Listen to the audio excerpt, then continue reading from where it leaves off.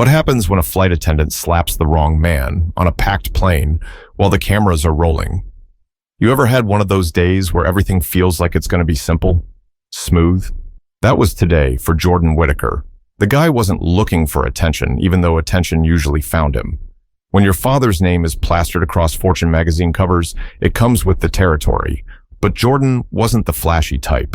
No designer suit today, just a charcoal hoodie, black joggers, clean sneakers, headphones hanging around his neck, a leather backpack slung over one shoulder. The Delta Gate at Dallas/Fort Worth International Airport was busy, but first class had its own lane. Jordan breezed through security like everyone else, carrying that calm, easygoing vibe he was known for. He had a 5-hour flight to Los Angeles ahead and a meeting tomorrow that could change his company's future. That's all he was thinking about. Not the stares, not the whispers from people who recognized him, just his own lane. Boarding started early for first class, and Jordan stepped up when his group was called. A flight attendant at the door, Claire Benson, mid-40s, perfectly pressed uniform that controlled Smile Airlines, seemed to train into people, gave him a quick look up and down. "Welcome aboard, sir," she said, voice polite but clipped. "Thanks," Jordan replied with an easy smile. He moved inside, scanning for his seat. 2A, window seat, plenty of space for him to relax. But before sitting down, he noticed the overhead bin was crammed full. No space for his backpack. Jordan turned back toward Claire, who was greeting other passengers now. "Excuse me," he said lightly, motioning toward the overhead. "Looks like it's full. Could you—" Claire didn't even glance at the bin. "You can check it at the gate." Jordan blinked. "It's just my backpack. I've flown first class plenty. Usually they help find a spot, right?" His voice wasn't sharp, more curious than anything. Claire's smile tightened. "Sir, you can check it at the gate, or you can keep holding it. Those are the options." Something about her tone made a couple of nearby passengers glance up. Jordan felt it too, that edge in her voice that wasn't there for the guy who boarded before him, the guy she helped stow a roller bag without hesitation. Jordan chuckled softly, trying to keep it light. "Look, I'm not trying to be a problem. Just wondering if there's any space further up." Claire's eyes flicked past him like she didn't hear a thing. She greeted the next passenger with a warmer tone than before. Jordan exhaled slowly. "All right, no big deal." He tucked the backpack under his seat, even though he knew it would eat into his legroom. Then he sat down, stared out the window, and told himself to let it go. But something about the exchange, it didn't sit right. Still, he popped his headphones on and tried to zone out. He didn't know yet that this small moment, this little friction, was just the spark before everything blew up at 30,000 feet. But trouble has a way of finding you when you least expect it. And for Jordan, it was already boarding the plane. The plane filled quickly. Passengers shuffled down the aisle, clicking seatbelts, settling in for what should have been a smooth ride. Jordan stayed quiet, scrolling through his phone, letting the soft beat in his headphones calm him down. But something about Claire's tone still echoed in his mind. He told himself, don't make it a big deal, not worth it. Except, as people kept boarding, he noticed something. That couple across the aisle? Claire personally found space for their bag, smiling, even cracking a joke. A few rows back, another passenger got the same treatment. But when her eyes landed on him, nothing. Jordan pulled his headphones down around his neck. He wasn't angry, not yet, just puzzled. He pressed the call button above his seat. Claire appeared moments later, her hands clasped neatly in front of her. "Yes, sir?" The way she said sir made it feel like anything but respectful. "Look," Jordan started calmly, "I just wanted to ask, why couldn't my bag go in an overhead? You're finding space for everyone else." Her smile was tight, professional. "Sir, we're doing our best to accommodate passengers. There's no need to compare." Jordan tilted his head slightly. "Compare? I'm just asking a simple question." Claire's voice stayed low, but there was steel underneath. "Sir, if you're unhappy with your experience, you're welcome to speak with customer service once we land." Jordan stared at her, really stared now. "Once we land? The flight hasn't even taken off yet." His tone was calm, but something in it made her posture stiffen. Passengers nearby started picking up the tension. A man in 3C shifted uncomfortably, pretending to read his magazine. The woman next to Jordan suddenly found the window very interesting. Jordan kept his voice even. I paid for first class like everyone else here. I'm just asking for the same courtesy you've shown them." He motioned toward the couple across the aisle. Claire's eyes flicked over, then back to him, sharp now. "Sir, you need to lower your tone." Jordan blinked, stunned. "Lower my tone? I haven't raised my voice." "I'm asking you to remain respectful." Jordan leaned back slowly, hands raised. "I've been nothing but respectful." She didn't like that answer. He could see it in her jaw tightening, her lips pressing together before she spoke again. "Sir, I won't repeat myself." At that moment, Jordan realized something. This wasn't about overhead space anymore. This was personal. And the way her voice cut through the air, passengers heard it too. Whispers started. A man 2 rows up glanced back, then quickly looked forward again. Jordan exhaled through his nose, gripping the armrest.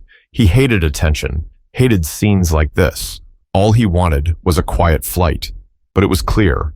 Claire wasn't letting this go. She stood there another second, staring him down, before stepping away. Jordan tried to calm his thoughts, but he could feel eyes on him. People wondering, what did he do? And deep down, Jordan felt something he didn't want to admit. This was only the beginning. But sometimes, the beginning is just the fuse. And the explosion? That's coming next. The seatbelt sign dinged on. The doors closed. Everyone was ready for takeoff. Or at least, that's what they thought. Jordan stared out the window, watching ground crew wave their orange sticks. He told himself, just let it go. Don't give her the satisfaction. But that voice inside, the one that hated being treated like he didn't belong, it wasn't quiet anymore. He pulled his headphones off completely and flagged down another attendant, a younger guy with short brown hair and an easy smile. "Hey man," Jordan said politely. "Any chance you could help me with some water? Haven't had anything since I got here." "Sure thing," the guy replied, cheerful. He disappeared into the galley, but before he could return, Claire reappeared, striding down the aisle like she owned the plane. "What's the problem now?" she asked, voice firm, cutting through the low chatter. Jordan looked up, confused. "Problem? I just asked for water." Her lips pressed into a thin line.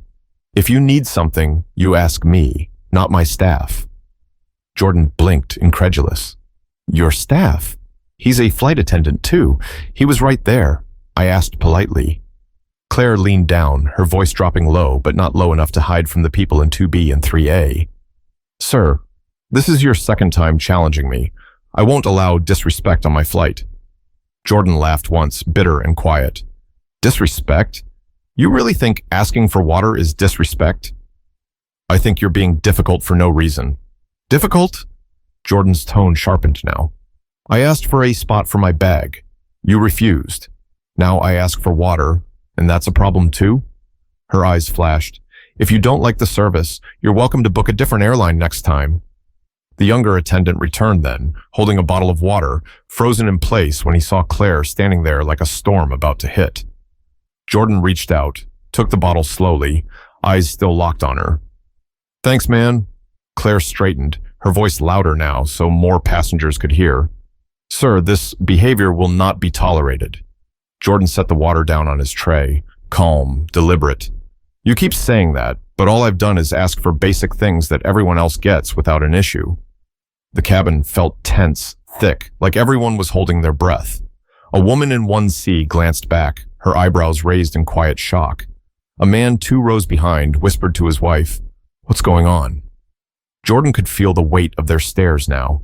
It wasn't just a conversation anymore. It was a spectacle. And Claire? She seemed to like having an audience. She crossed her arms. "Last warning, sir. If you can't follow instructions and respect this crew, you'll be removed from this flight." Jordan's jaw tightened. "Follow instructions? You mean follow you? Because that's what this is really about, isn't it?" Her eyes narrowed. For a second, neither of them spoke. Just tension filling the space like static. Then she said it, slow, sharp. "Watch your tone." Jordan leaned back, shaking his head, a dry laugh slipping out. He wasn't laughing because it was funny. He was laughing because this was insane, and everyone could feel it. The energy in that cabin was a live wire. Nobody moved. Nobody breathed too loud. They were waiting for something to snap. But when something finally did, No one on that flight would ever forget it. Engines roared softly as the plane began to inch away from the gate. The cabin lights dimmed slightly for takeoff. Everything looked normal on the outside. But in row 2, the air was heavy, charged, like a storm sitting on the wing. Jordan sat still, staring straight ahead.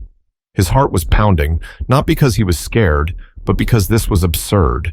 He could feel eyes burning into his back, the silent judgment of strangers who didn't know the whole story. Claire walked past slowly, checking seatbelts, her heels clicking against the aisle floor like little gunshots. When she reached his row, she stopped. "Sir," she said, her voice smooth but sharp, "last time I'm asking, are we going to have a problem?" Jordan didn't even look at her at first. He took a breath, then turned his head calmly. "No problem here. You sure you don't have one?" Her eyebrows shot up. That was it. That was the moment. You could almost hear the thread snap. Before anyone could blink, Claire's hand came up, fast, no hesitation, and smack. The sound cracked through the cabin like someone had dropped a book on the floor. Every head jerked around. Gasps filled the air. One woman actually dropped her phone. A man in the third row muttered, "No way," under his breath. Jordan froze. He didn't even move his hand to his face. He just sat there, blinking, trying to process what had just happened. This wasn't real. This couldn't be real. The sting spread across his cheek, hot and humiliating. He could feel the burn, but that wasn't what hurt the most. It was the disbelief. The fact that it happened at all. Passengers were whispering now, frantic murmurs breaking the silence like shards of glass. Did she just... Oh my God! She hit him! Someone in the back was already fumbling with their phone, recording. Jordan turned his head slowly, eyes locking on Claire. His voice was calm, too calm. "You just put your hands on me." Her chest was heaving slightly, but her face stayed stone cold. "You disrespected this crew, and I..." Jordan cut her off, his voice rising just enough for everyone to hear. "You hit me, on a plane, in front of all these people." Claire's lips parted, but nothing came out. The reality of what she'd done was sinking in now, not just for her, but for everyone watching. Then, like a gunshot, the captain's voice burst through the intercom. "Ladies and gentlemen, this is your captain speaking. We've been instructed to hold position on the tarmac. Please remain seated with your seatbelts fastened." The plane slowed, then stopped completely. No takeoff, no liftoff. Just silence, heavy and thick, hanging over first class like a storm cloud. Jordan sat back slowly, staring at the seat in front of him. His cheek burned, but his mind burned hotter. Cameras were out now, little red recording lights glowing like tiny judgmental eyes. And deep down, every passenger felt it. This wasn't just a flight delay. Something serious was about to happen. But the real shock? It was still coming. And this time, the whole country would hear about it. The engines hummed lower as the plane rolled to a stop. Outside, the runway stretched endless under the Texas sun, but inside, first class was a pressure cooker. Nobody spoke for a long moment. Then whispers started, small at first, spreading like wildfire. Phones came out, screens glowing as passengers hit record, angling their cameras just enough to catch Claire, Jordan, and every second of tension, simmering in the air. Jordan sat motionless. His right cheek still burned, but his eyes, cold, focused. He didn't yell. He didn't curse. He didn't give her what she probably wanted, a reason to throw him off that plane. Instead, he reached into his pocket, pulled out his phone, and held it steady in his hand. Claire noticed. Her chest rose and fell like she'd just sprinted a mile, but her voice stayed clipped, trying to cling to control. "Sir, I need you to turn that phone off immediately." Jordan didn't even blink. "You assaulted me." His voice was steady, but it carried. Passengers in row 4 looked at each other like they couldn't believe this was happening. "You laid your hands on me, and now you want me to stop recording?" "I'm telling you to follow airline policy." "And I'm telling you," Jordan shot back, his voice calm but sharp enough to cut glass, "that policy doesn't allow you to hit passengers." Gasps rippled across the cabin. Someone behind Jordan muttered, "He's right." Another voice chimed in quietly. "I saw everything." Claire's face flushed pink under her makeup. Her jaw was tight, her hand gripping the edge of a seat so hard her knuckles turned white. Then, the intercom crackled again. "Ladies and gentlemen, this is your captain. For security reasons, this aircraft will remain stationary until further notice. Please stay seated. Law enforcement is en route. That last part hit like a thunderclap. Law enforcement. Coming here. Phones tilted up immediately, passengers capturing every word, every second. People knew this wasn't just a delay. This was a story, a viral one. Jordan sat back, almost too calm now. He sipped his water slowly, eyes still on Claire like he was studying her. The younger flight attendant lingered near the galley, looking pale and anxious, like he wanted to say something but didn't dare. Whispers grew louder. Did he hit her? No, she slapped him. I saw it with my own eyes. Someone in the back said, she's done, she just ruined her career.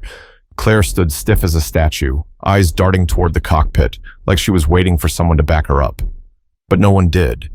The other attendants kept their distance. The passengers kept filming. And Jordan? He didn't raise his voice once. 5 minutes passed, then 10. The plane felt hotter now, though the air vents were still blowing cold. Every sound, the click of a seatbelt, the crinkle of a snack wrapper, felt too loud. People weren't just watching anymore, they were choosing sides. A man in first class leaned toward Jordan, voice low but firm. If you need me to back you up, I will. That was wrong, man. Jordan gave him a nod, nothing more. He didn't need words right now. His silence was louder than anything he could say. Finally, through the small oval window, flashing lights appeared, blue and red, cutting across the bright tarmac. Gasps filled the air again. Phones zoomed in. Claire straightened her blazer, tried to smooth her hair, but her hands were trembling. She could feel it now, the weight of every eye, every camera, every second of bad judgment replaying in real time. But when those officers stepped on that plane, they weren't just coming for answers. They were about to find out who Jordan really was. The cabin door cracked open with a heavy metallic click. Then came the sound, boots stepping onto the jet bridge, firm, deliberate. Conversations died instantly. Every passenger straightened up like they'd been caught doing something wrong. 2 officers appeared in the doorway, both in dark navy uniforms, badges gleaming under the fluorescent lights. One of them, a tall Latino man with calm eyes and a trimmed mustache, spoke first. Afternoon, folks. I'm Officer Ramirez with Airport Security.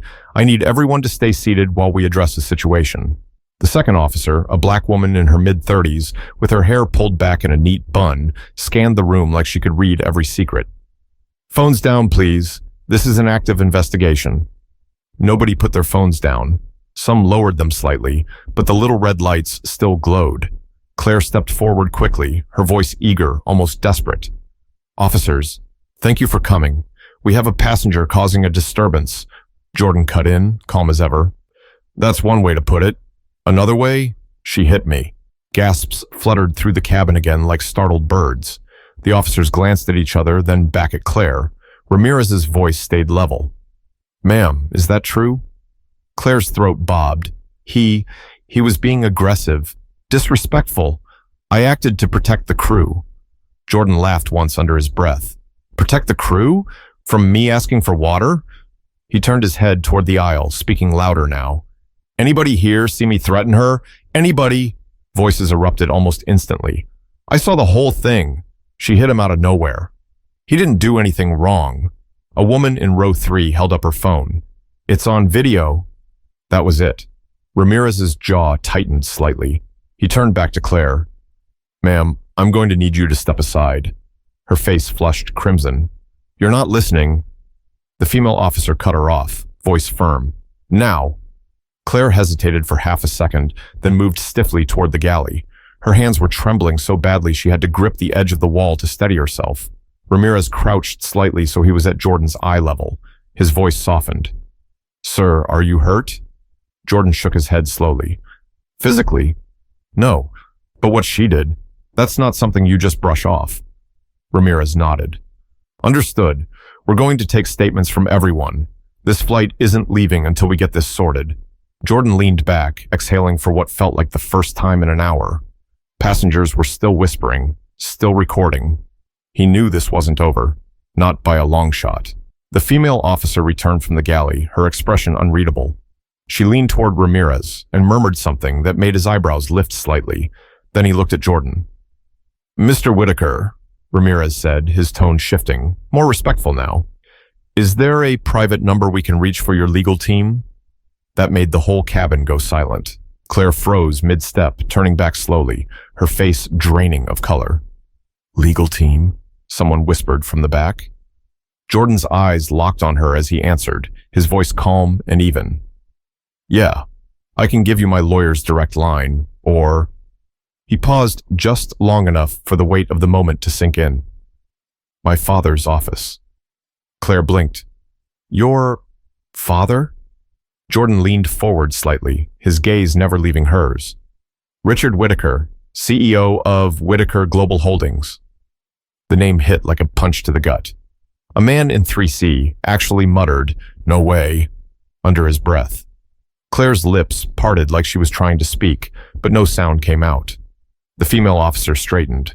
We're moving this to a private area. Sir, you'll come with us. Ma'am. She looked square at Claire. You too. The aisle felt like a walk of shame as Claire followed the officers, her head bowed slightly, whispers chasing her every step. But Jordan? He stood tall, calm, silent, and every camera in that cabin caught it. What happened next would make headlines, and Claire had no idea just how much her life was about to change. They walked him off the plane first, not in handcuffs, not like a suspect, more like someone important being escorted through chaos. Cameras flashed as soon as Jordan stepped onto the jet bridge, passengers leaning into the aisle, filming, whispering his name now that they knew who he was. Claire followed behind, head down, face pale. The once confident flight attendant looked smaller now, like the weight of what she'd done was pressing on her shoulders. Every click of a passenger's phone camera was another nail in her professional coffin. Inside the terminal, they split them into separate rooms. Officers collected statements, witnesses lined up to talk. Videos were handed over without hesitation, some passengers even offering to email copies, excited to be part of something big. Jordan sat quietly at a table, scrolling through his phone, messages flooding in. He knew the headlines were already out there. Flight attendant slaps passenger on first-class flight. By the time they added his name, it would explode. Officer Ramirez returned after an hour, calm as ever. Mr. Whitaker, he said, thank you for your patience. We've reviewed enough to know this wasn't your fault. Jordan nodded. I figured. People had their cameras out before I could even react. Ramirez offered a sympathetic look. Do you want to press charges? Jordan hesitated. The room was quiet enough to hear the ticking of a wall clock. Then he said, not yet. I want to talk to her first. Ramirez raised an eyebrow but nodded. We can arrange that. Minutes later, they brought Claire in. She wasn't the same woman who boarded that plane all smiles and control. Her blazer was wrinkled now, her eyes red like she'd been crying.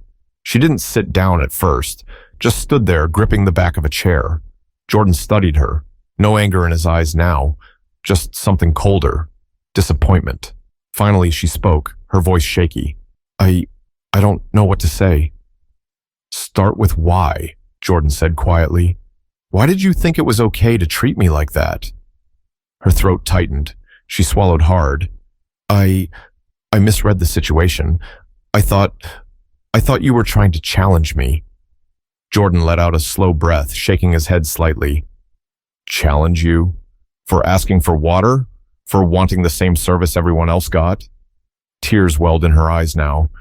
I was wrong. I know that. I shouldn't have. I lost my temper. There's no excuse. Jordan's voice stayed calm, even. You didn't just lose your temper, Claire. You put your hands on me, on a plane, in front of witnesses. That's not just a bad day. That's a choice. She dropped her gaze to the floor, her hands trembling against the chair. I've been doing this job for 20 years, and I just threw it all away. Jordan leaned forward slightly, his voice softer now, but still firm. No, you didn't just throw away a job. You almost destroyed someone's peace, their dignity, because you assumed the worst about them without even listening. Her eyes brimmed with regret. I'm sorry, she whispered.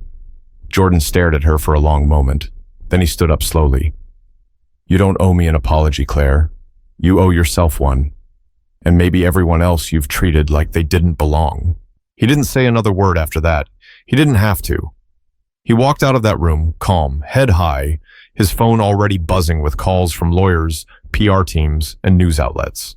By the next morning, the story was everywhere. Headlines, hashtags, videos with millions of views, people arguing online about privilege, respect, and what happens when judgment takes over common sense. Claire? She lost her job. Airline issued a public statement. The internet dragged her name through every comment section for weeks, but the biggest punishment wasn't from strangers. It was the mirror she had to face every day after. And Jordan? He never posted a word about it, never gave an interview. He didn't need to. The lesson spoke louder than any tweet. Respect isn't about uniforms or titles. It's about treating people right before you know who they are. What would you have done if this happened in front of you? Would you have spoken up? Drop your thoughts in the comments, and don't forget to subscribe for more real stories that make you think.